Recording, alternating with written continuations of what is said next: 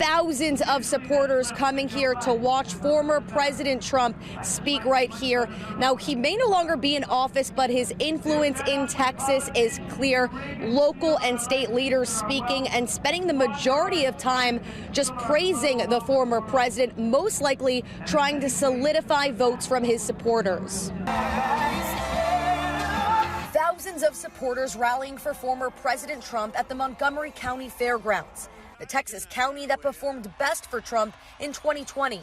Just where would you rather be on a Saturday night than a Trump rally in Texas?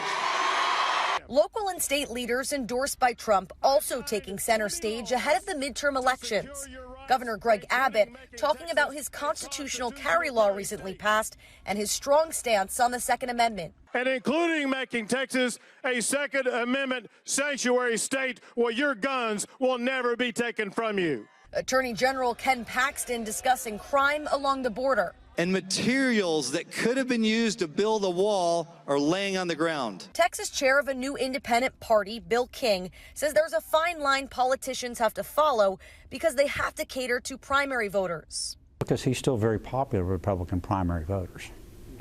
You know, if you look at most of the polling, you know, he has a positive approval rating with Republican primary voters, typically in the 60–70% range. So if you're running in the Republican primary, you've almost got to have his blessing, or at least you can't have him going after you.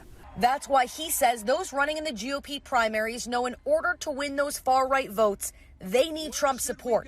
Democrats have not won a statewide seat in Texas since the 90s. Since Republicans controlled redistricting, it may be hard for them to gain any control in the House or Senate or flip any congressional seats. The DNC putting out a statement tonight in regards to the rally, saying in part, quote, as a result of failed Republican leadership, thousands of Texans lost their lives, large corporations received tax incentives to ship American jobs overseas, and our democracy is under attack. Now, the primaries are on March 1st. The last day to register is on Monday. In Conroe, I'm Brooke Taylor, ABC 13 Eyewitness News.